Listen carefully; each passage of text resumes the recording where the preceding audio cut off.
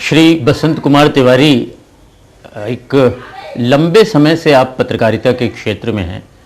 इसके साथ साथ मध्य प्रदेश और फिर मध्य प्रदेश से अलग होकर जो छत्तीसगढ़ बना, इसकी राजनीतिक गतिविधियों पर भी आपकी पैनी नज़र रही है।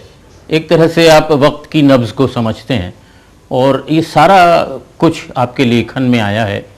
हम चाहेंगे कि आप अपने संस्मरण और अपने अनुभव जो हैं वो सुनाएं हमें।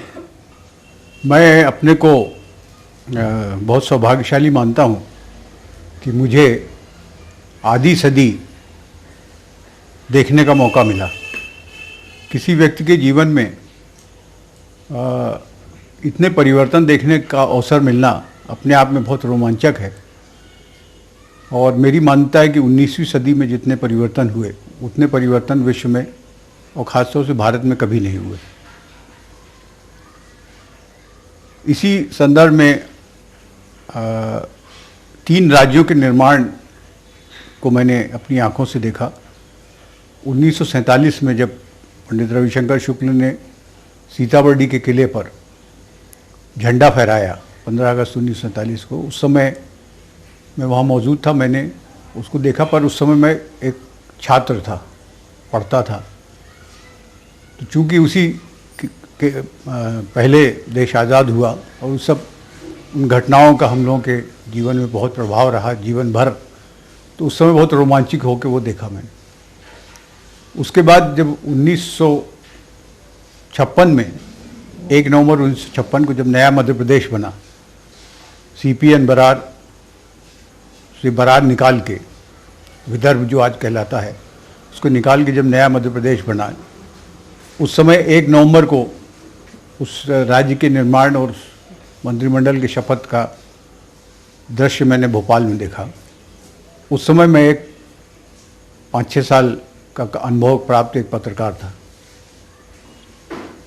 उसके बाद जब सन 2000 में 1 नवंबर 2001 को जब छत्तीसगढ़ राज्य का निर्माण हुआ, तो उसे भी मुझे देखने का यहीं रायपुर में अवसर मिला। इस तमाम प्रक्रिया में राजनीति एक पत्रकार के रूप में और कुछ व्यक्तिगत दिलचस्पी होने की वजह से मुझे क्या नाम राजनीति में बहुत रुचि रही और मैंने उसको बहुत नज़दीक से देखने की कोशिश की। उसमें मैंने अपने आप को भागीदार नहीं बनाया, पर उसका एक ऑब्जर्वर की तरह उसे देखता रहा और यही कुछ मैं आगे चल के लिख सका। 1952 में मैंने जबलपुर में सेठ गोविंदास के अखबार जय हिंद से अपना पत्रकारिता का जीवन शुरू किया। उस समय जो भी पत्रकारिता में आते थे उन्हें प्रूफ रीडिंग से उनकी शिक्षा प्रारंभ होती थी। उस जय हिंद नामक अखबार के प्रेस में 1952 की वोटर लिस्ट छप रही थी। उस वोटर लिस्ट की प्रूफ रीडिंग करने मुझे दी गई, जिसे मैंने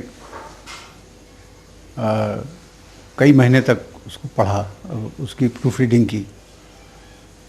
आज जब मैं अपने 50-55 वर्ष की पत्रकारिता के अनुभव करता हूं, तो मुझे लगता है कि वो सैकड़ों नाम जो मैंने उस प्रूफ रीडिंग में पढ़े थे, अनजाने चेहरों के, अनजाने व्यक्तियों के, उनकी वकालत करने का एक पत्रकार के रूप में मुझे मौका मिलेगा, ये जीवन में मैंने कभी नहीं सोचा था। और मैं अपने को बहुत संतुष्ट मानता हूँ कि जिन वोटर लिस्ट के जिन नामों, अनजान नामों के लिए मैंने अनजान नामों को मैंने सही भाषा में प्रस्तुत किया, उनकी गलतियाँ निकाली, तो वही एक आधार था जो पूरे मेरे पत्रकार जीवन में रहा। और मैं एक आम जनता के वकालत के वकील के रूप में सारी चीज़ें लिखता रहा। इस सारी प्रक्रिया में जब 1952 के अंतिम दिसंबर माह के आसपास जब मैं रायपुर आया, तो रायपुर में उस समय पहला दैनिक समाचार पत्र निकला था महाकौशल। उसमें मैं सह संपादक होकर उसको मैंने ज्वाइन किया।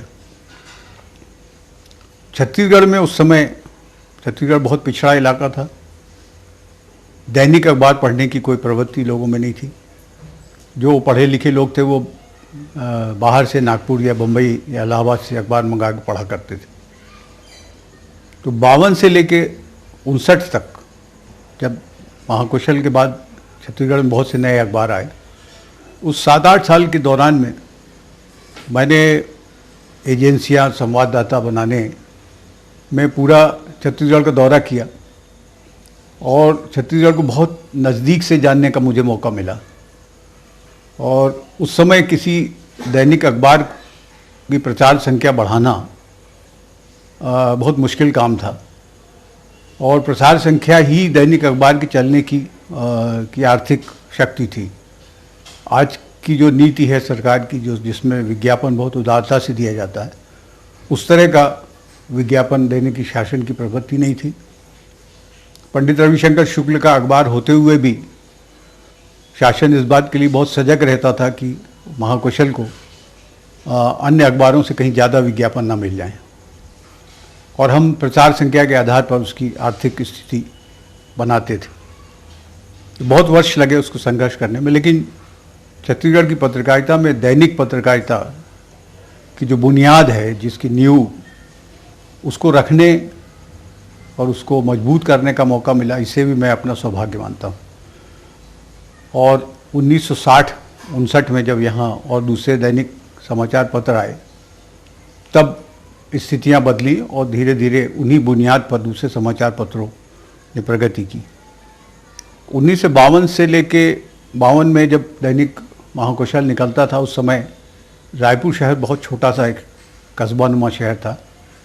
मुश्किल से 150 या 250 टेलीफोन्स थे। संचार का कोई माध्यम नहीं था। समाचार पत्रों में समाचार जो संवाददाता भेजते थे वो कई दिनों बाद मिलते थे। शासन की एक नीति थी कि जब तक न्यूज़ एजेंसी को आप सब्सक्राइब ना करें तब तक वो आपको विज्ञापन नहीं देंगे। रायपुर में किसी न्यूज़ एजेंसी का दफ्तर नहीं था, कोई रास्ता नहीं था, टेलीप्रिंटर लाइन नहीं थी। तो मैंने ये व्यवस्था की, नागपुर में पीटीआई के ऑफिस से, नागपुर राजधानी थी, दिन में 4 टेलीग्राम मंगाया करता था जो पीटीआई की समाचार एजेंसी के द्वारा भेजे जाते थे, और उन समाचार को आधार बना के समाचार पत्र निकलता था। पर मूलतः हम लोग रेडियो से समाचार लेते थे, यद्यपि उस समय रेडियो समाचार लेना प्रतिबंधित था, सरकार ने परमिशन नहीं दी थी, लेकिन हम रेडियो समाचार लेते थे। वो पीटीआई को एक माध्यम बता के समाचार छपते थे। उस समय जब मैंने 1954 में टेलीफोन लेने के लिए दरख्वास्त दी अपने निवास पर, तो उसके लिए मुझे नागपुर जाके पीएमजी से परमिशन लेना पड़ी, और वो मुझे टेम्परेरी कनेक्शन मिला जिसका नंबर 52 था। आप सोच लीजिए कि उस समय कितने कम टेलीफोन थे।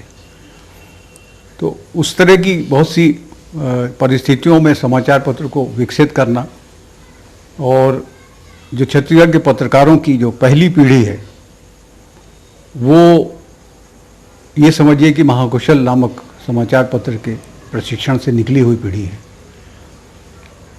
उस समय की 2-3 घटनाएं बहुत रोमांचक हैं।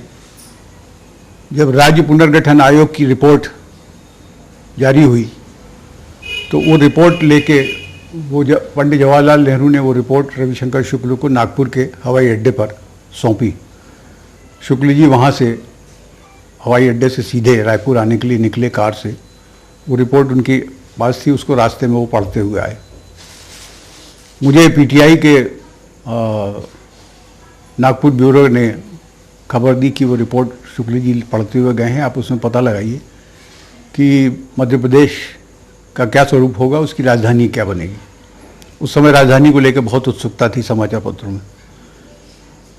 शुक्ल जी सर्किट हाउस में ठहरे हुए थे और वो रिपोर्ट जानने की मैंने बहुत कोशिश की, लेकिन ना उन्होंने कुछ बताया ना दूसरे किसी तरह से पता चला। लेकिन मैं उसमें निरंतर प्रयत्नशील रहा, और जब शुक्ल जी सर्किट हाउस में नहीं थे तब उनके कमरे में घुस के वो रिपोर्ट के कुछ अंश मैंने पढ़े। निश्चित रूप से उनके कमरे में घुसने का साहस मैंने इसलिए किया कि हमारे पीछे पत्र के संपादक रविशंकर शुक्ल के पुत्र श्यामाचरण शुक्ल सहायक थे। और उस रिपोर्ट के आधार पर मैंने महाकौशल में ये समाचार दिया कि मध्य प्रदेश की राजधानी भोपाल बनने वाली। महाकौशल पहला समाचार पत्र था जिसने ये घोषणा की थी कि छत्तीसगढ़ से कि रायपुर से ये इस बात की कि मध्य प्रदेश की राजधानी भोपाल बनेगी। उस समय भोपाल की जगह जबलपुर को राजधानी बनाने का बहुत जोर था। एक दूसरी घटना मुझे याद आती है पत्रकारिता के उसमें कि 1954 में जब जवाहरलाल जी बस्तर में आदिवासियों अखिल भारतीय आदिवासी सम्मेलन का उद्घाटन करने आए तो उसे कवर करने में गया। यहाँ से हम 20-22 पत्रकार, नागपुर के, मध्य प्रदेश के पत्रकार, एक बस से यहाँ से निकले सुबह 8 बजे और रात को 2 बजे जगदलपुर पहुँचे।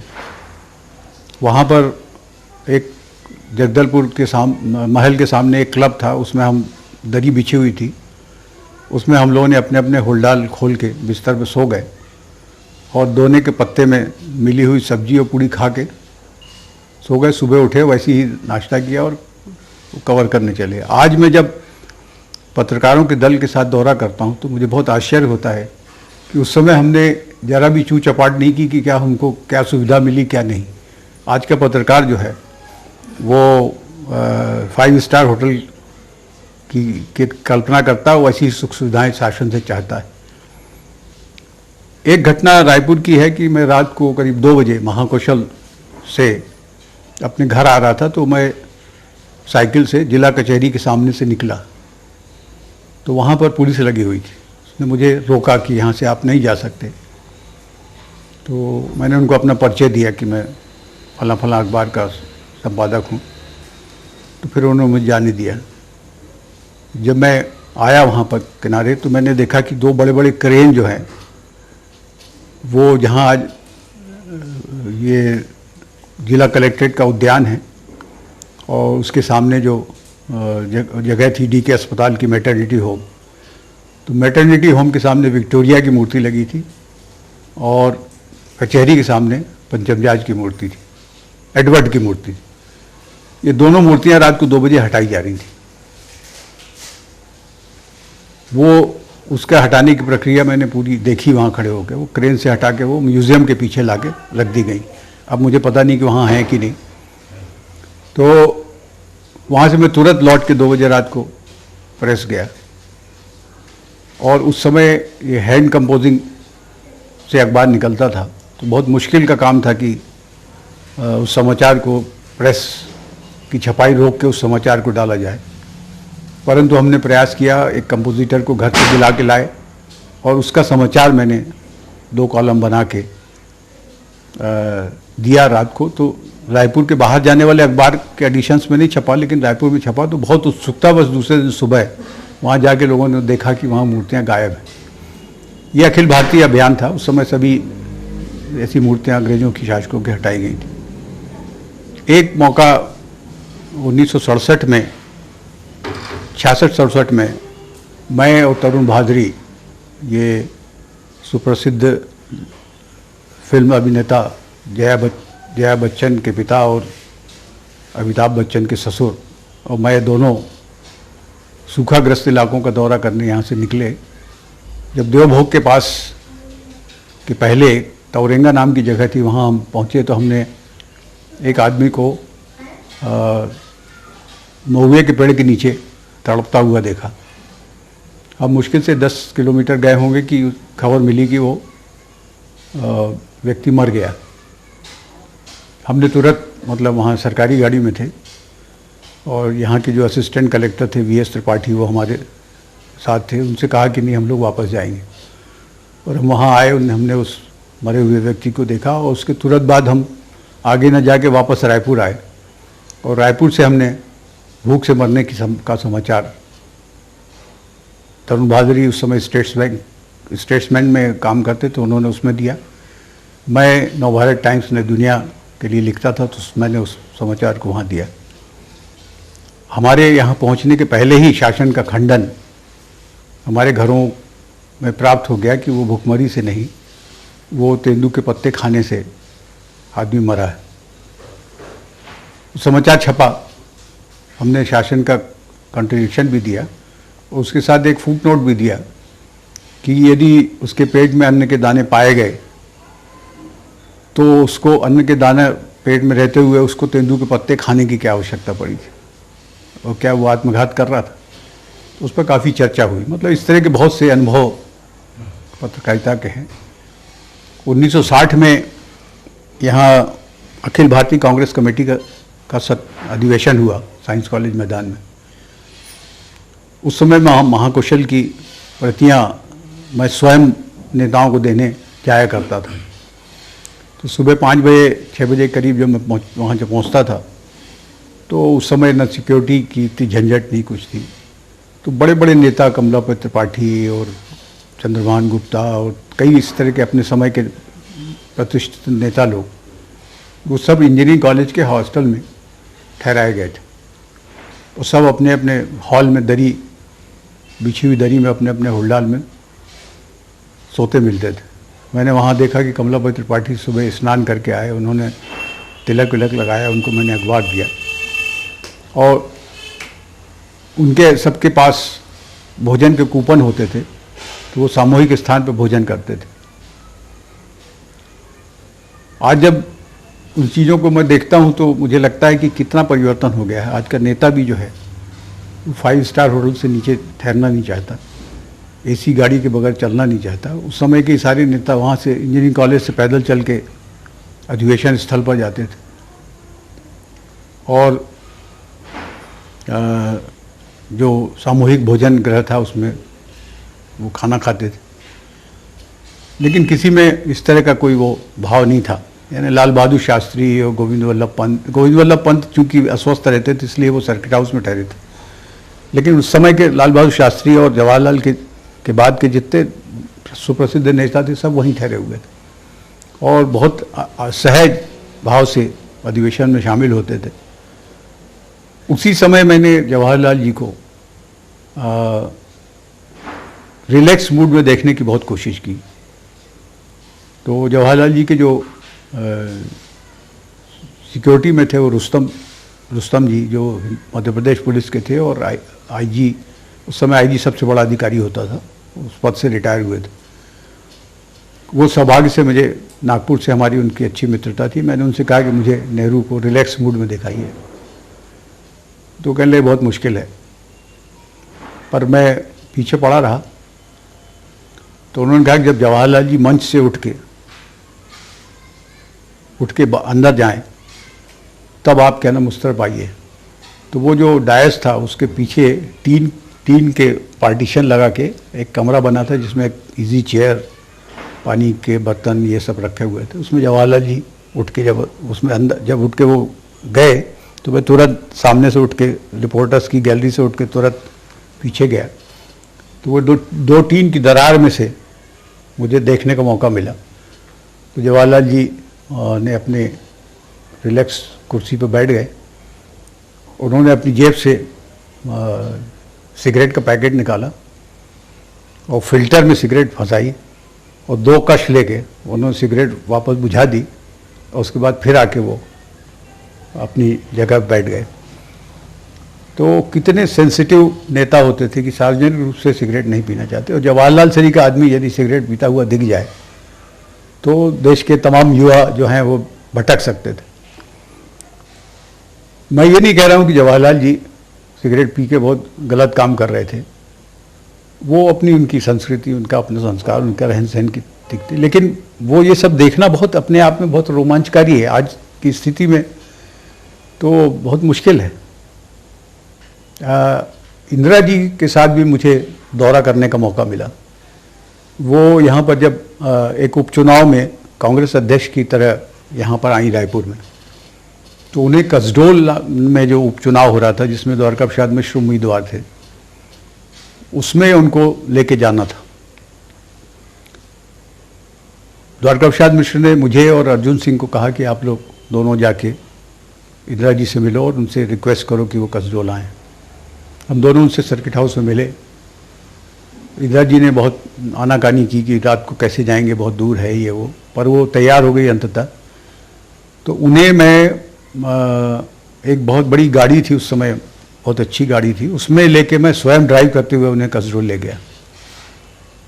वो अपने आप में बड़ा रोमांच था और उस समय न इतनी सुरक्षा की ज़रूरत थी ना कुछ थी। रात को 2 बजे उन्होंने वहाँ सभा की और वहाँ से लौट के आए। वो 5 बजे सुबह मैंने उनको सर्किट हाउस में पहुँचाया। सर्किट हाउस से जब एयरपोर्ट जा रही थी वो, उन्हें उसी दिन क्या नाम वहाँ पहुँचना था क्योंकि उनके घर में माउंट बैटन का लंच था। तो वो रास्ते में बातचीत होती रही। उनसे किसी ने कहा, संभवतः शंकर दयाल शर्मा ने, उसी गाड़ी में शंकर दयाल शर्मा भी बैठे, तो उन्होंने कहा कि तत्कालीन मुख्यमंत्री मंडलोई का वक्तव्य आया है कि मध्य प्रदेश में नेतृत्व परिवर्तन नहीं होगा। तो इंदिरा जी ने उस समय बड़े जोर से कहा कि वो कौन होते हैं निर्णय लेने वाले, निर्णय तो हाईकमांड लेगा। तो ये बात हम लोगों को इस बात का संकेत मिल गया कि अगले मुख्यमंत्री जो हैं द्वारका प्रसाद मिश्र होने वाले हैं। तो इस तरह के बहुत से अनुभव हैं। पत्रकारिता के क्षेत्र में भी कई तरह के अनुभव रहे। मैं एक रिपोर्टर की हैसियत से मॉरिशस गया था। विश्व हिंदी सम्मेलन, द्वितीय विश्व हिंदी सम्मेलन का मैंने वहाँ से कवरेज किया। मैं डेलीगेशन में नहीं था, एक रिपोर्टर की तरह था। यूएनआई का रिपोर्टर बन के गया था। देश से 2 संवाददाता भेजे गए थे, एक पीटीआई से थे जो बिहार के थे और एक यूएनआई से थे जो मैं था। वहाँ जब मैंने रिपोर्टिंग शुरू की तो डेलीगेशन के जो नेता थे डॉक्टर कर्ण सिंह, उनने मुझे बुलाया और कहा कि आप हिंदी सम्मेलन की रिपोर्टिंग जो है वो अंग्रेजी में कर रहे हैं। तो मैंने उनसे कहा कि भाई इसकी तो बाध्यता है क्योंकि यहाँ हिंदी टेलीप्रिंटर तो है नहीं। तो बोले वो मेरा सिरदर्द नहीं, वो आपका है। उस समय बहुत चक्कर में था, मैं बहुत सोचता रहा क्या करूं। तो फिर मैं 2 कॉपियां फाइल करता था, एक इंग्लिश में और दूसरी रोमन में। वो कॉपियां मैंने अभी भी अपने पास सुरक्षित रखी हुई हैं जो फाइल करता था।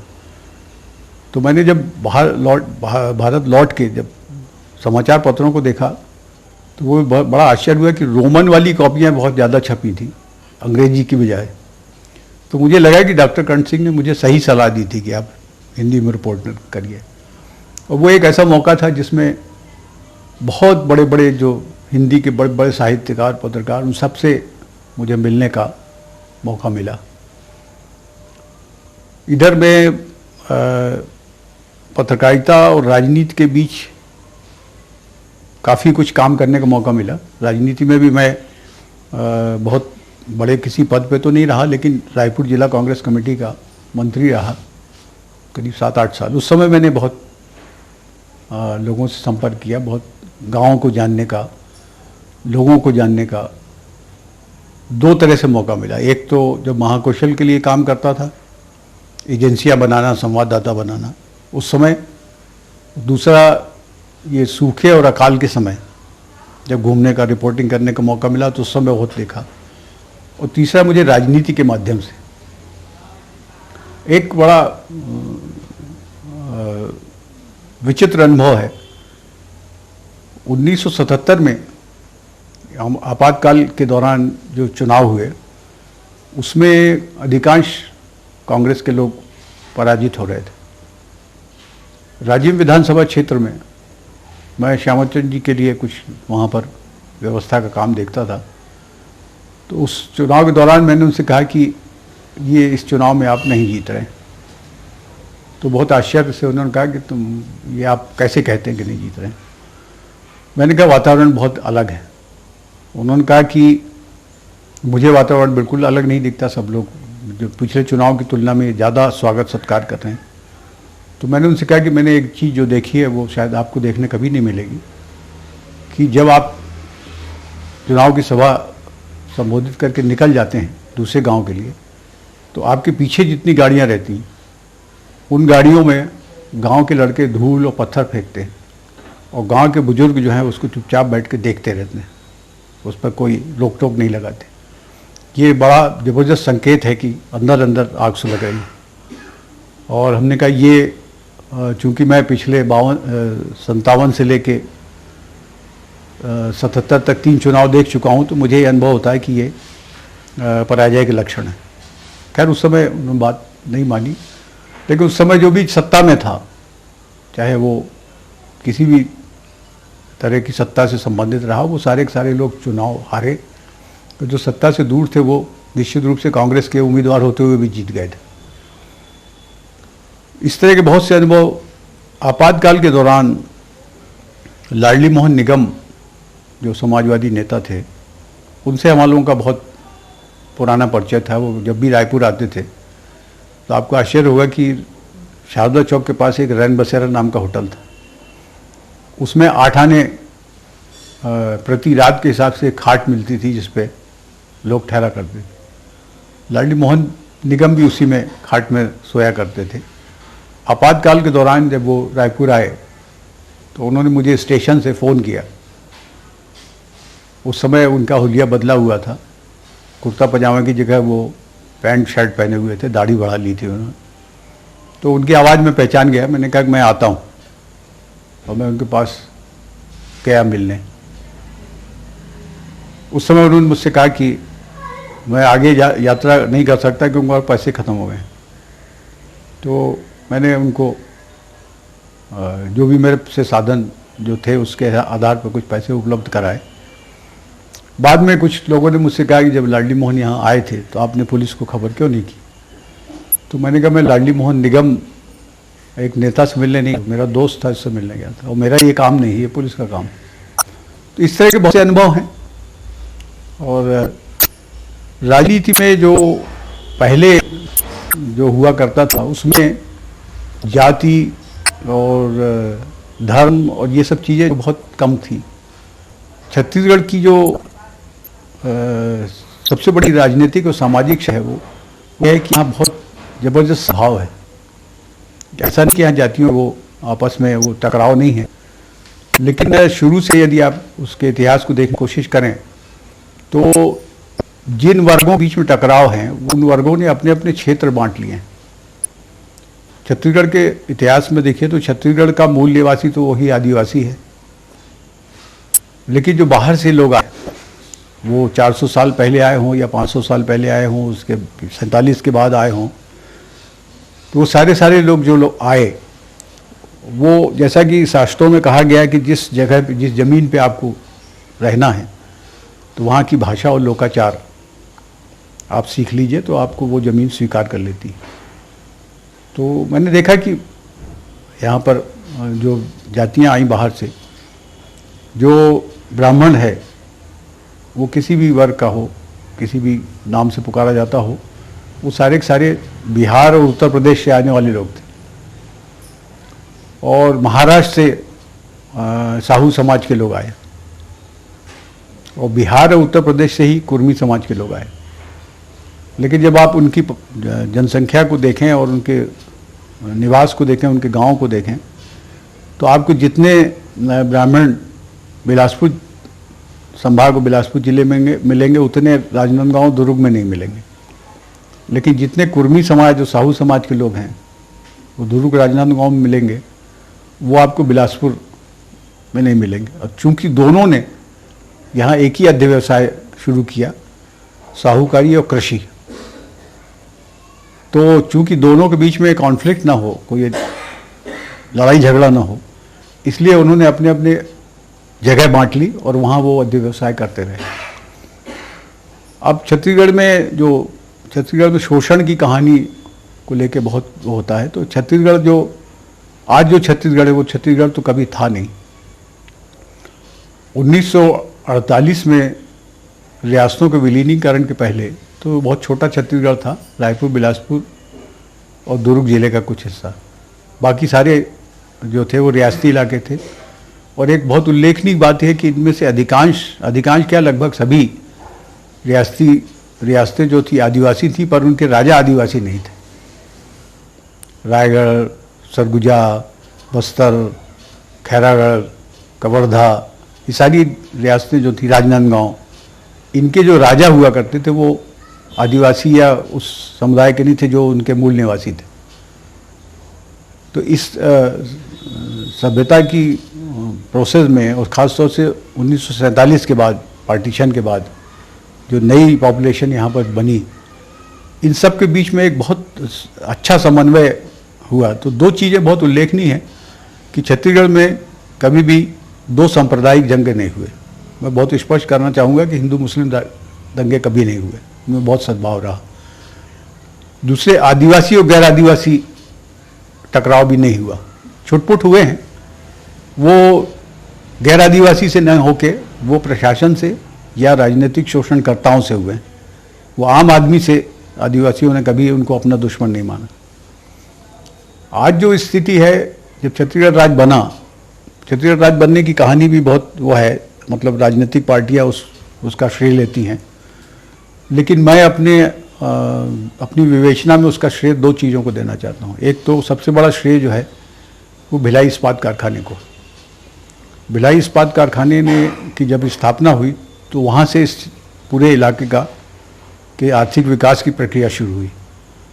तो जितनी भी आप यहाँ उद्योग देखते हैं, उनमें से प्रारंभिक उद्योग जो थे वो या तो भिलाई के लिए थे या भिलाई के कारण थे। अब भिलाई के कारण सिंचाई के तमाम साधन बढ़े, भिलाई के कारण क्या नाम कोयले का उत्पादन बढ़ा, भिलाई के निकले हुए सामान से सीमेंट के कारखाने लगे, अब सीमेंट बनाने की प्रक्रिया बदल गई। तो सारे के सारे उद्योग जो हैं उससे लगे, और जो आर्थिक रूप से ये क्षेत्र आत्मनिर्भर हो गया। तो उस आत्मनिर्भरता के कारण ये छत्तीसगढ़ राज्य बन सका। राज्य बनने की बात तो बहुत पहले से मांगी जाती रही और तरह तरह के उसके लिए प्रयत्न भी हुए, लेकिन एक उल्लेखनीय बात यह है कि छत्तीसगढ़ में कभी भी झारखंड की तरह कोई हिंसक आंदोलन नहीं हुआ, कोई आर्थिक ब्लॉकेट वाला आंदोलन नहीं हुआ।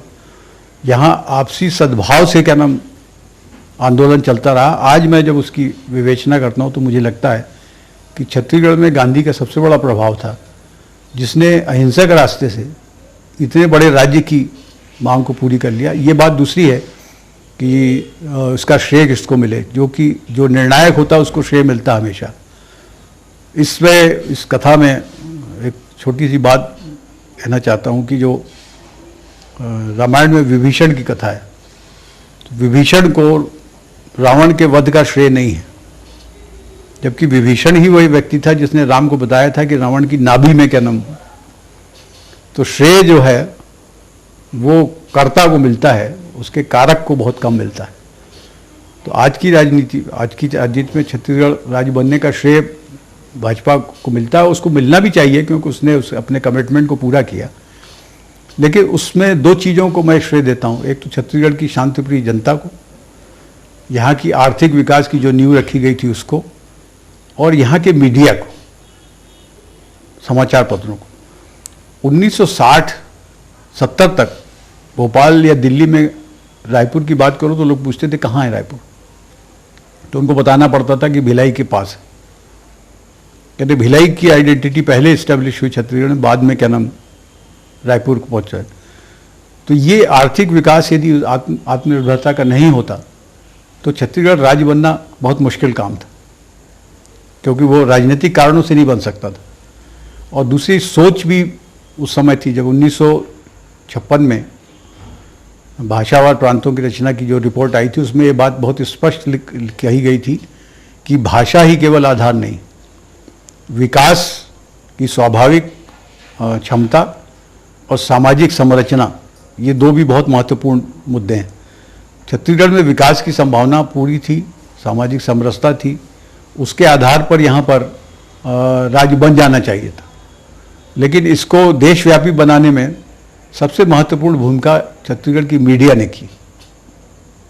छत्तीसगढ़ को राष्ट्रीय अखबारों में जगह दिलाना, छत्तीसगढ़ की भावना को क्या नाम प्रतिपादित करना, उस पर जोर देना, ये राजनेताओं के प्रस्तावों से नहीं हुआ है, ये मीडिया के द्वारा हुआ। और छत्तीसगढ़ का मीडिया जो है उसने एक बहुत अच्छी उसकी भूमिका ये है कि उसने आपसी टकराव को कभी क्या नाम आगे नहीं बढ़ाया, बल्कि सामाजिक सद्भाव के लिए काम किया।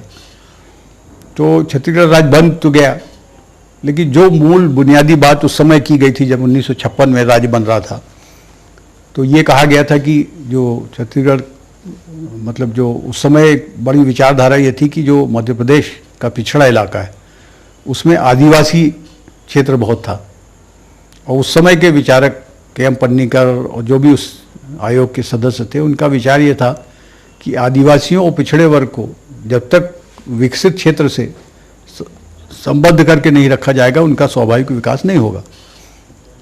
इसी कारण उस समय भी छत्तीसगढ़ राज्य की मांग की गई थी, तो छत्तीसगढ़ राज्य उस समय नहीं दिया गया। आज जब 2000 में छत्तीसगढ़ राज्य बना तो उसका मूल मुद्दा ये था कि ये उपेक्षित क्षेत्र है, पूर्ण विकास नहीं कर पा रहा है, और आदिवासी जो हैं उनके साथ न्याय नहीं हो रहा। लेकिन अब इससे मैं दुर्भाग्य तो नहीं कहता, लेकिन स्थिति यह है कि जिस आदिवासी के नाम पर हमने राज्य बनाया उस आदिवासी के साथ आज भी न्याय नहीं हो रहा। उसके शोषणकर्ताओं के स्वरूप बदल गए, पहले राजा, फिर व्यापारी, फिर राजनीतिक और अब नक्सलवादी। नक्सलवाद जो बस्तर का नक्सलवाद है वो उसकी जगह भी इसीलिए बनी, और मेरी अपनी मान्यता है कि जहाँ समाज के जिस हिस्से में शासन और समाज अनुपस्थित रहता है वहाँ असामाजिक तत्व और असंतोष अपनी जगह बनाता है। तो बस्तर में बहुत लंबे समय से आदिवासी उपेक्षित थे, उनके साथ न्याय नहीं हो रहा था, सरकारी अधिकारी राजनीतिक उनका शोषण कर रहे थे। तो उनके एक मसीहा के रूप में इनको नक्सलाइट्स को शरण मिली। धीरे धीरे वो बात बढ़ती गई, और आज भी जैसे ये सलवा जुडूम जो है, सलवा जुडूम को लेकर इस समय बहुत चर्चा होती है, और ये कहा जाता है कि इसको बंद कर देना चाहिए, इससे नक्सलाइट एक्टिविटी बढ़ गई।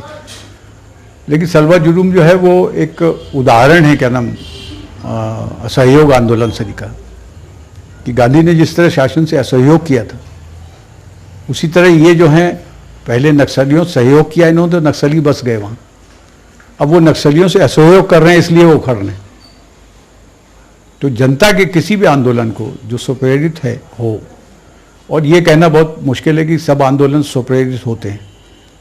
स्वाधीनता संग्राम का आंदोलन भी गांधी से प्रेरित था, तिलक से प्रेरित था, गोखले से प्रेरित था। उसको स्वप्रेरित बनाने के लिए इन सब नेताओं ने बहुत कोशिश की थी। सलवा जुडूम आंदोलन स्वप्रेरित ना भी हो, किसी न किसी ने उसकी शुरुआत तो की होगी, लेकिन अब जब आंदोलन पूरा व्यापी हो गया है तो आदिवासियों का हित कौन साधेगा? या तो शासन साधे या क्या नाम ये जनता साधे। आज की स्थिति में यह है कि छत्तीसगढ़ की प्राथमिकताओं में जो विकास की बात है, शहरी विकास की तुलना में ग्रामीण विकास पर ज़्यादा महत्व देना चाहिए, और एक निश्चय करना चाहिए कि हम इतने उद्योगों के बाद हम उद्योग छत्तीसगढ़ में नहीं लगाएंगे, क्योंकि उद्योग लगाने का मतलब कृषि की भूमि कम होना, और उसमें जो ज़मीन से जुड़े हुए लोग होते हैं, जिनकी ज़मीन से जुड़े हुए लोग धरती पुत्र जो कहलाते हैं, वो उद्योग लगाने में वो उखड़ जाते हैं। मैं उद्योगीकरण का विरोधी नहीं हूँ, पर मैं जानता हूँ कि वो जब अपनी ज़मीन से उखड़ते हैं तो फिर उनको दूसरी जगह अपनी जगह बनाना बहुत मुश्किल होता है। तो छत्तीसगढ़ में भी कृषि, लैंड रिफॉर्म्स और कृषि को ज़्यादा जोर देना चाहिए बजाय उद्योग के।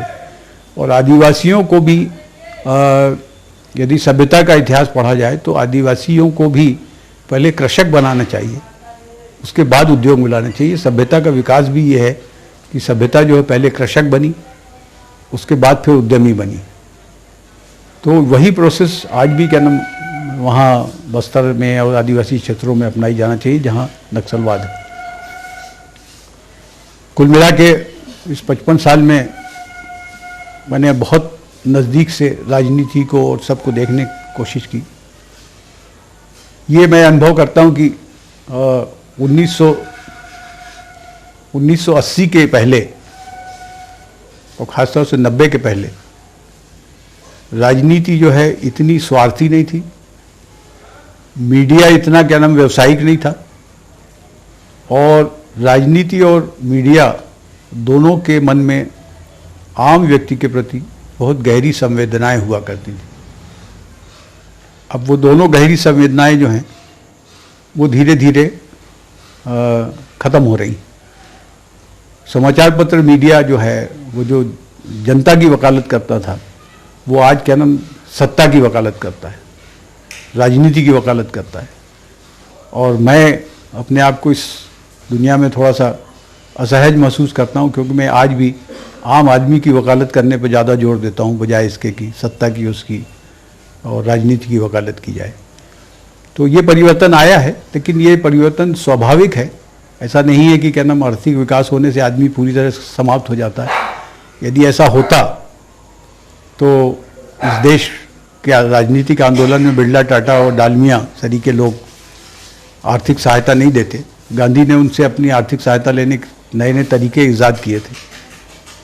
आज भी उद्योगपति जो है वो आम आदमी का विरोधी नहीं है, लेकिन जब लोकतांत्रिक राज्य है और हम लोकतंत्र में रहते हैं तो उसकी सीमा और उसके अंश स्पष्ट निर्धारित होना चाहिए कि हमारी ज़मीन के खनिज, हमारी ज़मीन के पानी, हमारी ज़मीन के जंगल, इसका हमें कितना हक है और एक उद्योग लगाने वाले का कितना हक है। और मैं निश्चित मानता हूं कि उद्योग लगाने वाले से ज़्यादा हक ज़मीन से जुड़े हुए लोगों को है। वो हक हर हालत में उनको मिलना चाहिए, और यदि वो मिल जाए, वो दिलाने की कोशिश की जाए, तो गांधी, गोखले, तिलक, इनकी कल्पना का स्वराज स्थापित हो सकता है। और जब एक सद्बुद्धि वाला जनमानस तैयार होगा तो फिर वो अयोध्या कांड या राम सेतु इन सब चीज़ों से प्रभावित नहीं रहेगा। उसे लगेगा कि ये मेरा अपना कर्म और धर्म है, लेकिन राजधर्म जो है वो राजा राम की तरह होना चाहिए और राजधर्म को उसी निष्पक्षता से निर्वाह करना चाहिए। ये मेरी मान्यता है। श्री बसंत कुमार तिवारी जी, आप श्यामाचरण जी के बहुत करीब रहे हैं, तो शुक्ल जी की ये जो निकटता है, एक बात ये, और दूसरी बात आपने पत्रकारिता करते हुए कई पुस्तकें लिखी हैं आपने, इन दोनों पर भी आप कुछ बात कीजिएगा। श्यामाचरण जी से निकटता का दो कारण था। एक तो मैं जब महाकौशल में आया तब मैं मुश्किल से 19 वर्ष का था, और जो प्रारंभिक संस्कार और शिक्षा दीक्षा जो है वो मैं उनके सानिध्य में मुझे प्राप्त हुई। दूसरा, उनकी नज़दीकी कारण ये था कि वो मेरी माँ के मेरे भाई थे, तो एक पारिवारिक संबंध भी था। मैंने उनके साथ राजनीति में भी काम किया, लेकिन मेरे मन में जो मेरी धारणा थी निश्चित रूप से वो ये थी कि मुझे अपना मूल व्यवसाय जो है पत्रकारिता वो नहीं छोड़ना है, और उसे मैंने कभी नहीं छोड़ा। 12 वर्ष तक मैं महाकौशल में रहा और लगभग 25 साल मैंने फ्रीलांसिंग की, जिसमें देश के कई प्रतिष्ठित अखबार, न्यूज एजेंसियाँ थी, और उसके बाद मैं काम किया एज संपादक, करीब 11 वर्ष वहाँ भी काम किया। तो मैंने अपना मूल व्यवसाय नहीं छोड़ा। और एक बात मैं स्वीकार करता हूँ कि राजनीति के नज़दीक रहने से राजनीति की जितनी बुराइयां हैं वो मुझे बहुत अच्छी तरह से समझ में आई, और मुझे लगा कि ये मेरा काम नहीं है, इसलिए मैंने अपना वो छोड़ दिया। अब इन सारी चीज़ों को लेके जो अनुभव मुझे अपने जीवन में हुए उनको मैं पुस्तकों के रूप में प्रस्तुत कर रहा हूँ। मेरी मान्यता है कि जैसे किसी वैद्य को अपनी विद्या जो है वो किसी न किसी को सुपुर्द करके जाना चाहिए ताकि वो विद्या विलुप्त ना हो जाए। तो मैं अपने समय को, अपने शब्दों को एकत्र करके संग्रहित करने की कोशिश कर रहा हूँ। एक बात मैं आपको बताऊँ, मैंने एक 2004 में यहाँ पर एक समाचार पत्रों की कतरनों की एक प्रदर्शनी लगाई थी, जिसे राज्यपाल ने उद्घाटित किया था। ये पत्रकारिता के इतिहास में पहला है पूरे वर्ष विश्व में कि पेंटर फोटोग्राफर्स ये अपने काम की पत्रकार वो प्रदर्शनी लगाते हैं, लेकिन किसी पत्रकार ने अपने काम की प्रदर्शनी नहीं लगाई। वो प्रदर्शनी मैंने लगभग 50 साल की मेरे अपने लिखे हुए रिपोर्ट्स की, लेखों की, आलोक की, फीचर्स की, इनकी कतरनों के आधार पर लगाई, और वो मेरे काम का करीब लगभग 30% उस प्रदर्शनी में शामिल किया गया। वो प्रदर्शनी जो है वो मेरे लेखन अकेले को नहीं दिखाती, वो पत्रकारिता के बहुत से आयामों को दिखाती है, विकास की प्रक्रिया को दिखाती है, सामाजिक परिवर्तन को दिखाती है। अब जैसे मैं उस प्रदर्शनी को मैंने शुरू किया तो अपनी डायरी के नोट्स जो मैं लेता था उसकी फ़ोटोकॉपी लगाई उसमें मैंने, और डायरी के नोट्स के बाद उससे संबंधित समाचार जो प्रकाशित हुए उनको उनकी प्रदर्शनी लगाई, उस समाचार से संबंधित जो फोटोग्राफ्स थे उनकी प्रदर्शनी लगाई। तो इस तरह मैंने डॉक्यूमेंटेशन किया कि भिलाई इस्पात कारखाने की ज़मीन खरीद समय क्या स्थिति थी, आज क्या स्थिति है। छत्तीसगढ़ में PL 480 के तहत जो कृषि की उन्नति का सिलसिला शुरू हुआ, जो चौफूली पद्धति और जापानी पद्धति जो शुरू की गई, तो जब उस पर शोध किया, मैंने पढ़ने की कोशिश की, तो पता चला कि जापानी पद्धति और चौफूली पद्धति से तो पहले से ही छत्तीसगढ़ में खेती होती थी। जो रोपा है, रोपा और क्या नाम छिड़का, 2 तरह की खेती होती है धान की। तो रोपा जिस सिस्टम जो है वो जापानी पद्धति, वही चौफूली पद्धति है, जो बराबर की जगह पे झाड़ रोपे जाते हैं ताकि उनकी ग्रोथ हो सके। खेतों का प्रकार जो है, धान के खेत की मेड़ बड़ी होती है, गेहूं के खेत की तरह नहीं होता बड़ा वो, उसकी ऊंचाई भी अलग अलग होती है। पहला खेत जो है किसान का वो थोड़ा ऊंचा होगा, उससे थोड़ा नीचे दूसरा होगा, तीसरा होगा। वो क्या करता है कि जब उसकी पानी की पहले खेत की आवश्यकता पूरी हो जाती है तो वो पानी नीचे उतार देता है दूसरे खेत में, फिर तीसरे खेत में। तो धान की खेती में बहुत तरह के प्रयोग जो हुए, लेकिन तमाम किस्म के प्रयोग जो हैं वो चाहे जापान में और चीन में हुए, इसलिए क्या नाम लोकप्रिय हो गए, लेकिन छत्तीसगढ़ में उस तरह के प्रयोग होते रहे पहले से। तो ये सब देखने का मौका मिला। आदिवासियों के जनजीवन को, जैसे बस्तर में शिफ्टिंग कल्टीवेशन इसलिए उनके पास ज़मीन नहीं, तो वो मूल रूप से मतलब सभ्यता जो है वो चाहे आदिवासी हो चाहे वो पैदा करना चाहती जो उसका पेट भरता है, वो पैदा नहीं करना चाहती वो जिसमें कि वो कंफर्ट हो, जिसमें आराम हो। आराम उसकी सेकेंडरी चीज होती है हर व्यक्ति की। आराम जो है वो आपकी अपनी संपन्नता के आधार पर है। एक व्यक्ति को, मुझे स्वयं याद है जब तक मैंने अपनी बहन की शादी नहीं कर ली तब तक हम परिवार के सारे लोग ज़मीन पर चटाई या दरी बिछा के सोते थे, लेकिन उस समय भी जो उतनी अच्छी नींद आती थी जितनी शायद अब नहीं आती डंडप के गद्दे पर। तो मनुष्य जो है उसकी सभ्यता पूरी उसी पर है कि उसकी 2 तरह की भूख होती है, एक पेट की भूख और एक मस्तिष्क की भूख। दोनों जब तक पूरी नहीं होती तब तक संपन्नता का कोई मायने नहीं। और ये सब चीज़ें देखने मिली, और राजनीति और बड़े बड़े नेताओं की नज़दीकी से मैंने समाज के 2-3-4 वर्गों को समझने की कोशिश की, एक हैव्स को और एक हैव नॉट्स को।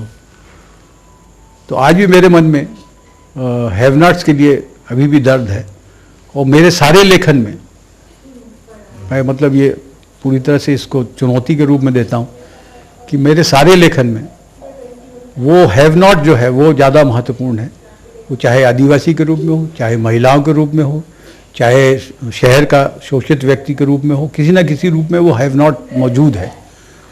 और मैंने जैसे विसंगतियों पर, सामाजिक विसंगतियों पर, महिलाओं पर कई तरह के लेख लिखे। मैंने जैसे कभी पिछले साल नवभारत में छपा था, उसका शीर्षक था महिलाओं पे लेके लिखा था, अगले जन्म मोहे बिटिया न कीजो। तो आज भी मतलब तमाम महिलाओं को अधिकार दिए जाने सबके बावजूद भी क्या है कि जिस तरह का न्याय महिलाओं को मिलना चाहिए वैसा मिल नहीं रहा है।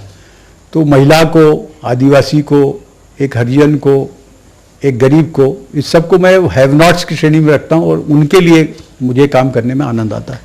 श्री बसंत कुमार तिवारी, आपने अपने पत्रकारिता के और अपनी ज़िंदगी के जो अनुभव, जो संस्मरण सुनाए, इसके लिए आपको बहुत बहुत धन्यवाद। Thank you. आपको भी बहुत धन्यवाद।